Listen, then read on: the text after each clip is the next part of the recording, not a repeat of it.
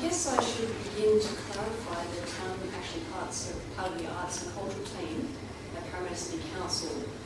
And we're quite a new team council, only been on board for about 2 years. And our main role is to be more of a strategic wing that looks at fostering arts and cultural policy development across the city. So I'm more of an actual facilitator or strategic planner in the area of tourism, interpretation and the arts, which also engages with heritage and also the community. So it's a very sort of broad portfolio that I actually have to cover, but I'm more of a facilitator. So in terms of my background as well, I'd also like to let you know that I come from tourism planning, but tourism planning that comes from sustainable policy development, which nurtures communities' culture, the natural environment, and also tries to foster more economic development that goes back to the communities, which is a different form of tourism that we've so often seen. And in particular, my role in council is I'm the Parramatta Stories Project Officer, which is really about trying to transform Parramatta City into a living museum, an outdoor living museum. So the city's structure in the public domain is actually our canvas. For over the next 10 years, we're designing this broad concept, Parramatta Stories, to enliven the city and the public domain and engage the local community by sharing their stories about Parramatta. So in terms of my particular focus is very much creative interpretation and looking at collections and working with artists to reinterpret our very important stories of Parramatta and present that in enlivening and engaging in different sorts of ways that engage different audiences. It's a long extended slide, isn't it? There we go. Just go to the phone.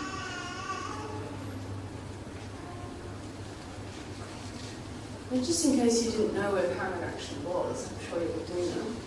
We're located about 30 kilometres west of Sydney CBD, and it's basically the second largest city apart from the city of Sydney, and also the heart of Greater Western Sydney.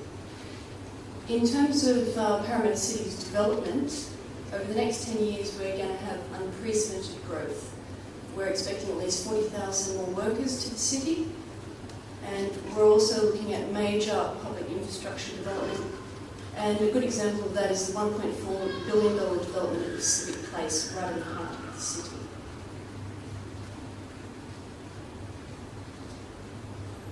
In terms of Parramatta's heritage, it's a nationally significant site. Founded by the European colony only 6 months after they founded Sydney, Parramatta shares a rich and nationally significant heritage in terms of its Aboriginal heritage, but also its European heritage. With respect to the Parramatta people, the Darug clan, Parramatta was a place for a lot of different clans to come together. It was a meeting place, a rich resource for food, which circulated around the Parramatta River. It was also a good spot to plant grain, and actually it was the site which saved the European colony from starvation. So finding Parramatta 6 months after they found Sydney was crucial, because when they arrived here they found that the Sydney soils weren't that great for growing wheat. So we sort of support that. In terms of its early colonial significance, Parramatta has a unique collection of some of the most oldest existing European buildings in the nation. There's gems including Old Government House, Elizabeth Farm, Desailly Farm, the Female Law Firm School, and the list goes on. But also Parramatta, over time, has had a pretty rich, more contemporary and cultural histories as well. And so Parramatta Stories is about looking at the past, but also the present stories, and exploring those layers and connections a little further. So the scope for the Parramatta Stories project is from pre-1788 up until today. That's a big scope to cover. So in terms of our interpretation framework for the city, we're about to embark on that by undertaking some research to map out the most significant themes which make up the stories of Parramatta, and work out how we're going to interpret that in the public domain. This is the structure around the city centre, and the red circles sort of underpin the major heritage tourism sites in Parramatta. Old Government House, Hambleton Cottage, Experiment Farm, Elizabeth Farm, Female Orphan School, which is the site of UW West campus. Also the Female Factory, which is currently the Cumberland Hospital site, and the Dairy Precinct, which is within Parramatta Park. Now these sites have we have numerous sites, but they all have significant potential. And my job is to actually work with all the different heritage organisations across Parramatta and try to create some more collaborations and links between them, so we can actually connect up these spaces and turn the whole city into a living thing. In terms of valuing our collections, we're thinking about the context of access, thinking about audiences, and thinking about engaging them. But basically, how can we maintain the community's interest in and understanding of heritage to ensure its appreciation and conservation long term? How do we attract and engage with new, young and diverse audiences? And that is one of the key underpinning factors for Parramatta Stories. It's about creative interpretation and working with artists, historians and a broad range of interpreters to engage new audiences and to look at doing that in actually quite different ways. More recently, we're noticing a change in audiences, and there's a need to attract visitors and engage the community specifically. Cultural institutions are grappling with the task of doing things differently to try and engage different audiences, but how do we keep sustaining that? We can't just keep reinvigorating and reinventing the wheel each time. But the underpinning line is moving forward that our programs must be interesting, engaging, and relate to specific audiences. Now, if we need to draw on other elements like popular culture, then we may do so. I'll take the example from the Railway Museum in Ipswich, which has adopted Thomas the Tank as one of its, not mascots, but certainly an idea that children relate to Thomas the Tank, but then they'll actually recognise that through marketing, collateral, and say, Mum, I want to go to Thomas the Tank. But when they get to the museum, they hear the stories about Ipswich, the railway's heritage and its past, and that actually helps get the messages out which the heritage sector really want to do. As long as we're getting them through the door and we're giving them the right clear messages about heritage, that's the main thing.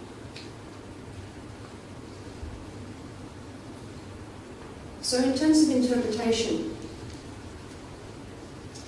my background is in interpretation as a specialised sort of field, and it's a particular type of skill which really looks at trying to communicate the significance and key messages of, for example, a heritage object or item, but in ways which encourage the person looking at it, we want to provoke their interest, encourage them to interact, think a little bit more, and learn and develop an appreciation for those objects or storylines.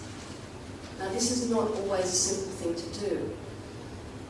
And I use the example that if you've gone to a fabulous concert or an exhibition and you walk away thinking about it, and the next day you're still thinking about it, you may have made an emotional connection with you or an impact which carries on into your lives and starts to ask you to question things.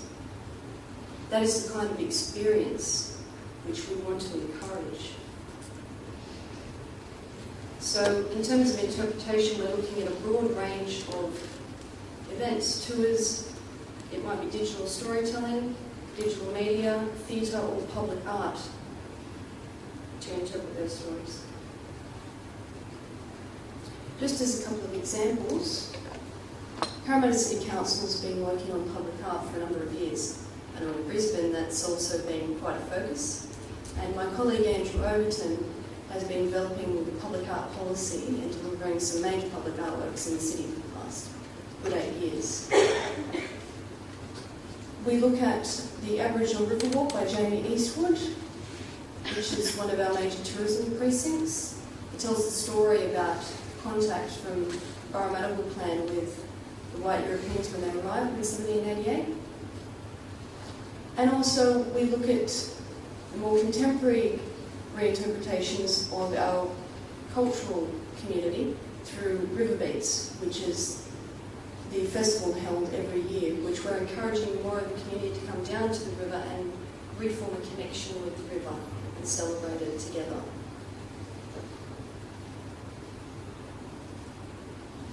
In terms of our process, we start from the beginning. We look at primary sources, images, texts, everything that we can find around a particular topic, theme, or subject. We might even do an archaeological dig. Once we actually collect some primary source material, then we engage some more historians and public artists to work together in exploring the heritage or the significance of those items or the topics, and then come up with some more creative interpretations which might draw in a particular audience. This is an example of a recent piece that was installed on the new Justice Precinct site in Parramatta CBD, titled Landslide by Mel McCallaghan. Landslide is an abstracted representation of a convict's hut, wall that appears to be sliding into the river. Now you can't see it from this perspective because I've purposefully put the plaque in there with it. But as you stroll along the riverbank, you'll actually see this large, dark sort of shape. As you come closer to it, you start to understand that it's sort of forming the outline of a house, or what would be the size of a house. And as you pass by this plaque, it actually gives you a description from the artists and their interpretation of it, which also has an image of the riverbank back in the 1830s. So this type of artwork works on a number of levels. It can often be a trigger to engage people and say, what's that about, and walk up to it, for which we have other methods of interpretation to reveal that meaning a little bit more for them.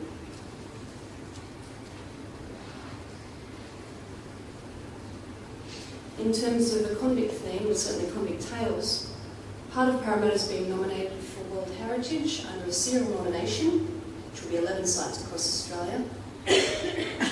And it is going to be a strong theme for Parramatta stories over the next 10 years. An example of how we can reinterpret a connection to a convict theme is Lines in the Landscape, which was an ephemeral artwork by Fiona Davis and Patricia Crowson earlier this year.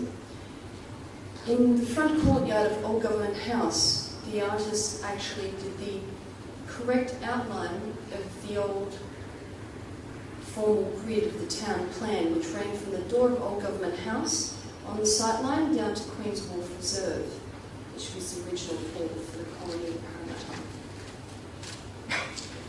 It didn't just point out the town plan, which was Governor Phillip's grand vision for Parramatta. It also plots out a series of vegetable patches, which obviously the convicts worked in. Planting all the seeds, growing cabbages, and actually this is a notation to something more critical, like a food source. Now, Patricia and Fiona have actually also pointed out a series of lines, which are actually an outline of convict huts. And from our sources, we can tell that there are at least 10 convicts living in these very small spaces. So it asks us to put the question, imagine living tend to a hut while struggling to grow food and feed the starving colony. Delving more into the layers of what this actually means is actually giving more people of a sense of connection to what it would have been like back then.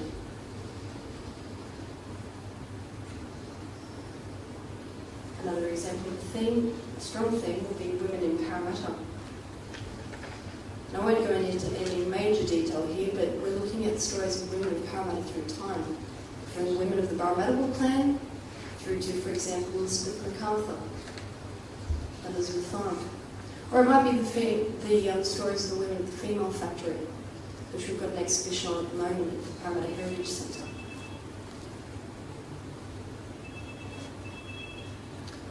Looking at convict women, we have a Tasmanian artist, Christina Honore, up at the Parramatta Artist Studios at the moment. She's a resident at the studios for the next few months, and we've been working with her and with the community developing Bonnets and Bows, which is an exhibition to the memory of convict women. Through a series of workshops, we've been engaging children and adults, and particularly children, making some paper boats and symbolically floating them on the Parramatta River, as you can see here. Or there would be the bonnet making workshops with Christina and Marjorie, you can see up in the top left. These type of workshops really encourage the community at very much an entry level to start to engage more with stories of Parramatta. And it's been quite successful. Another major strong theme is obviously survival of the colony. Showing an example here of a public artwork on the far right, up the top, by artist Ruth Downs. I sowed the first grain, which is obviously a reference to James Bruce.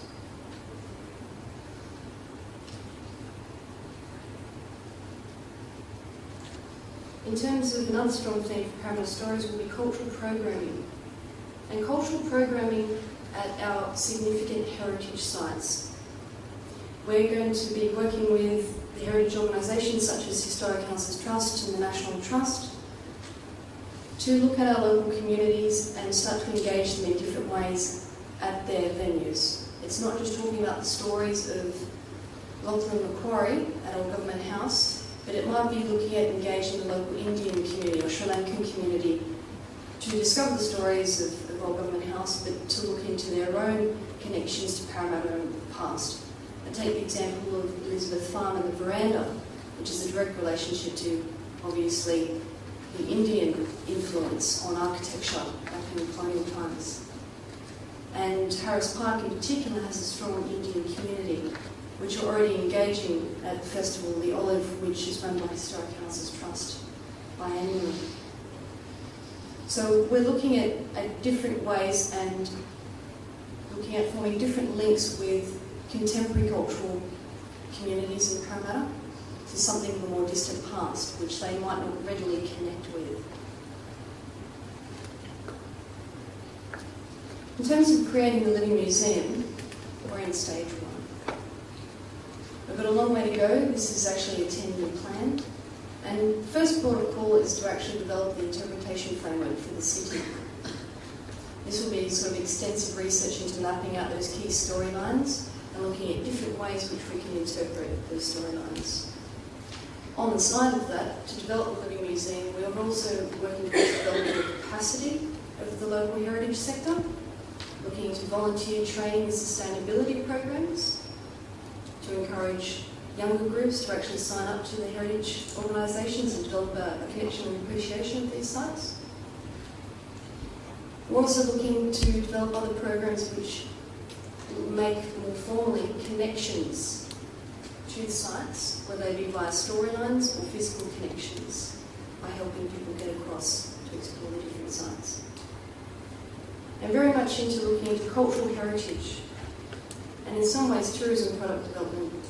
I believe that tourism can be sustained if it is grown with the local community. And what we want to do is engage more with the more contemporary communities of Parramatta and the Aboriginal community of Parramatta to actually start looking at their storylines, which often aren't told or not visual in our current landscape of the city, and actually pulling those stories out a bit more and exploring them.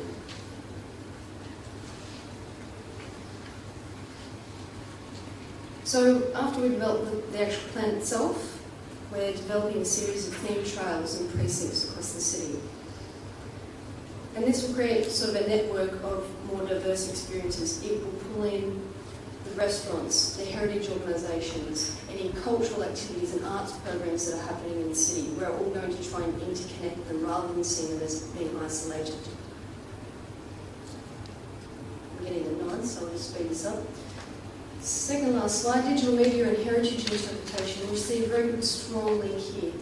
If we're going to go out into the public domain, the first preference is to do it digitally, because we don't want to impede the landscape with a whole series of signs that we either have to renew because they're vandalised or they become outdated. with digital media, we can repurpose the content and actually deliver it through MP3 devices, or hopefully in the future by GPS. They're researching models into this at the moment, and I think we're on the rise of actually really taking forth this new technology and breaking boundaries. In terms of digital storytelling, this is a direct way to engage the local community today, to really value their input and engage them in a different way that is personal and is a record of their life and connection to Parramatta. This also interweaves with the other handheld devices as well. Strengthening regional links. Our focus for Parramatta is to connect more regionally with Sydney and along the way. The 4 question marks are actually 4 sites that have been nominated for World Heritage status. If they're inscribed in 2010, this is a fabulous trail, I think, to develop. And there's a lot of thematic and story linkages that we can form with sites such as Hyde Park Barracks, Cockatoo Island and the Great North Road. So if you'd like further information, you know how to contact me. Thank you.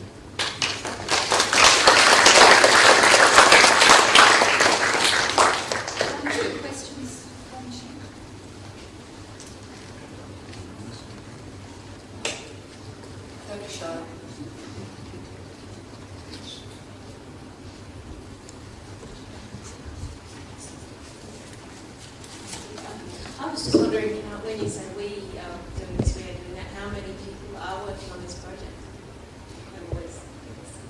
Okay, I'm actually, as I said, the facilitator, or more the strategic coordinator of the actual plan itself. My role is quite broad, but I actually work with heritage organisations specifically, so Elizabeth Farm and all the other key sites in Parramatta.